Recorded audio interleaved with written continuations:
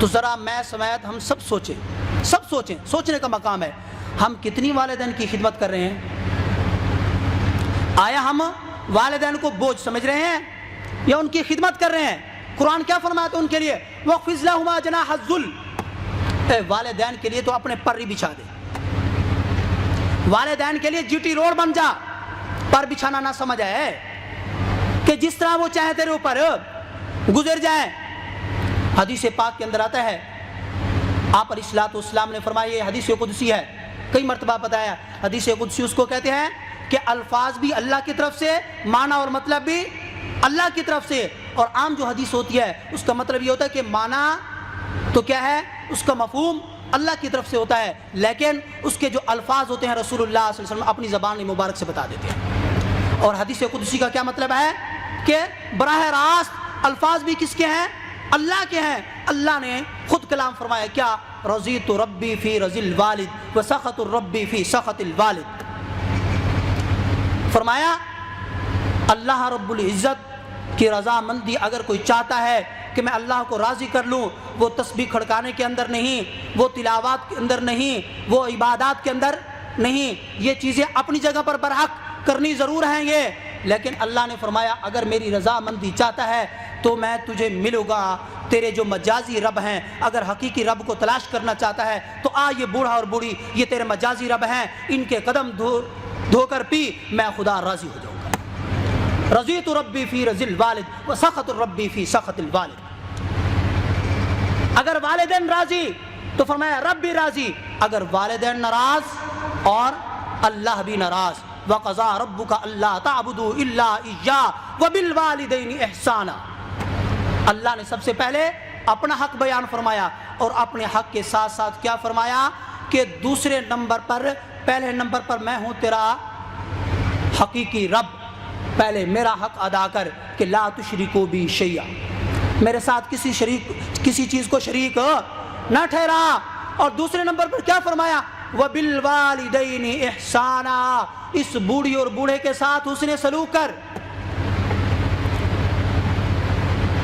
الجنت تحت اقدام الامہات، جنت جو ہے ماؤں کے پاؤں کے نیچے ہے، ان کو دھو کر پی، جنت حاصل ہو جائے گی۔ ایک آدمی نے آ کر شکایت کی رسول اللہ صلی اللہ علیہ وسلم کو کہ اللہ کے رسول، میرا باپ جو ہے میرے مال کا لحاظ نہیں کرتا، میرا سارا مال خرچ کر دیتا ہے،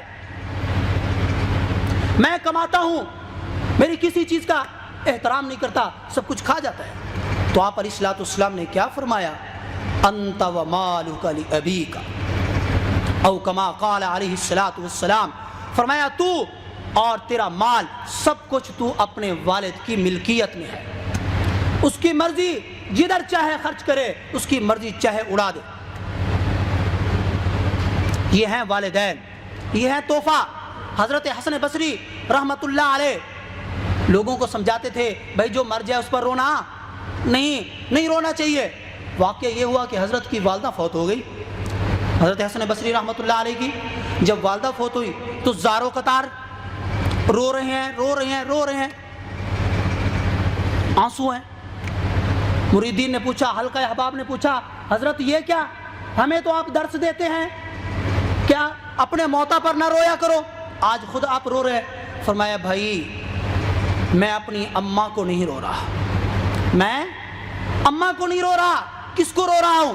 سنہری پانی سے، سنہری قلم سے لکھنے والے الفاظ ہیں۔ فرمانے لگے اللہ نے مجھے دنیا کے اندر والدین کی شکل میں جنت کے 2 دروازے دیے تھے، والدین کی شکل میں جنت کے 2 دروازے دیے تھے، آج ایک دروازہ بند ہو گیا ہے، اس بند ہونے والے دروازے کو رو رہا ہوں، اپنی اماں کو نہیں رو رہا میں۔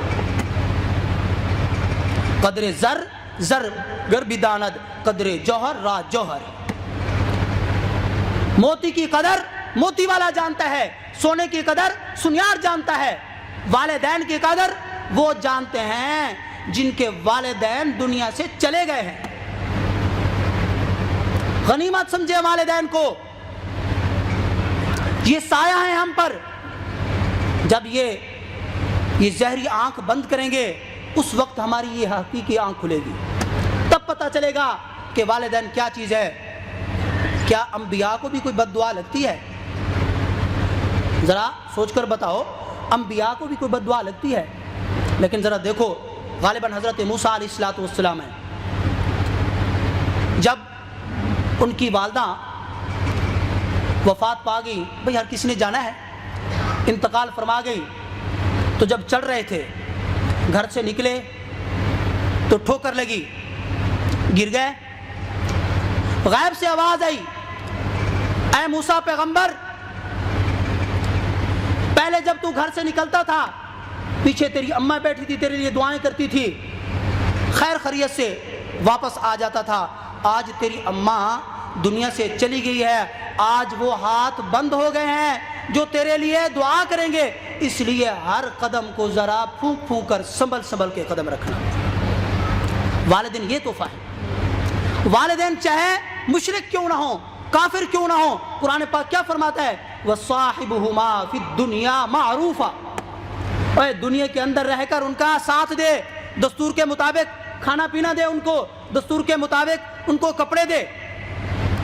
حضرت اسماء بنت ابی بکر صدیق رضی اللہ تعالی عنہ، ام عائشہ صدیقہ رضی اللہ تعالی عنہ کی ہمشیرہ، چھوٹی ہمشیرہ، رسول اللہ صلی اللہ علیہ وسلم کی سالی صاحبہ، اپنے گھر میں تشریف فرما تھیں۔ ان کی والدہ حضرت ابو بکر صدیق رضی اللہ تعالی عنہ کی زوجہ محترمہ ابھی تک مسلمان نہیں ہوئی، آئیں اپنی بیٹی کو ملنے کے لیے، دروازہ کھٹکایا، پتہ چلا کہ اماں صاحبہ ہیں، بیٹی اندر آنا چاہتی ہوں، اجازت ہے؟ فرمایا اماں نہیں، تو مشرکہ ہے، تو کافرہ ہے، میں مسلمان ہو چکی ہوں، میں تجھے اس وقت تک اجازت نہیں دوں گی جب تک کہ میں محمد الرسول اللہ صلی اللہ علیہ وسلم سے مسئلہ نہ پوچھوں۔ یہ عورتوں کا دین، عورتوں کا جذبہ تھا۔ آپ علیہ السلام کے پاس گئیں، اللہ کے رسول ایسے ایسے میری اماں آئی ہے، کیا میں ان کو گھر آنے کی اجازت دوں؟ حالانکہ مسلمان تو نہیں ہے۔ تو آپ علیہ السلام نے فرمایا اسماء، ماں ہوتی ہے، ماں کیا ہوتی ہے؟ ماں ہوتی ہے، چاہے کافرہ بھی کیوں نہ ہو، وہ ان کا اپنا عمل ہے، ان کو کیا ہے؟ دین اسلام کی دعوت دو، ٹھیک ہے آ جائیں تو فبیہا، اگر نہیں مسلمان ہوتے تو وہ ان کا اپنا عمل ہے۔ لیکن ہمارے لیے قرآن پاک کیا فرماتا ہے؟ وَصَاحِبُهُمَا فِي الدُّنْيَا مَعْرُوفًا، دنیا کے اندر رہ کر دستور کے مطابق، دستور کیا ہے؟ کھانا پینا، رہائش، کپڑے، یہ ساری چیزیں والدین کو عطا کرنی ہے۔ والدین کمائیں یا نہ کمائیں؟ تو اس ماہ مقدس میں ہم سوچیں، یہ جو 3 چیزیں بتائی گئی ہیں، اور خصوصاً آخری چیز، پہلی چیز بھی اہم، دوسری چیز بھی اہم، تیسری چیز بھی اہم، خلاصہ میں بتا دوں۔ پہلی چیز کیا تھی؟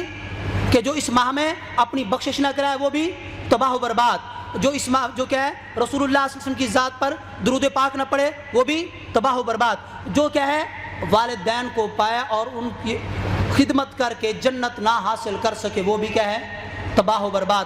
ذرا ہم سب سوچیں، میں سمیت مل کر ہم سب سوچیں، کیا ہم اس حدیث کی کسوٹی کے اوپر، یہ حدیث ہمارے سامنے ایک کسوٹی ہے، ایک ترازو ہے، ہم سب اپنے آپ کو تولے، آیا اس کے مطابق ہم اتر رہے ہیں یا نہیں اتر رہے؟ تو 6 چیزیں میں نے پچھلے جمعے بھی بتائی تھیں، بس ان 6 چیزوں کو بتا کر مختصر اختتام کرتے ہیں کہ اس رمضان المبارک کے اندر 5-6 کام ہیں جو ہر آدمی لازمی کرے۔ پہلا کام کیا تھا، کسی کو یاد ہے؟ اللہ کا ذکر کرنا ہے۔ پہلا کام کیا ہے؟ اللہ کا ذکر۔ ذکر کے اندر ساری چیزیں ہیں، تلاوت قرآن پاک ہے، تسبیحات، سبحان اللہ، الحمدللہ، اللہ اکبر۔ دوسری چیز استغفار۔ تیسری چیز جنت کی طلب، اور بتایا ہے میں نے درمیان ہفتے میں کہ جنت جب اللہ سے مانگنی ہے تو صرف جنت کا سوال نہیں کرنا، بلکہ کیا؟ اے اللہ مجھے جنت نہ دے بلکہ جنت الفردوس دے۔ تو تیسری چیز کیا ہے؟ جنت الفردوس کا سوال۔ اور چوتھی چیز کیا ہے؟ جہنم سے معافی طلب کرنا۔ اور 2 چیزیں مزید بتائی تھیں کہ یہ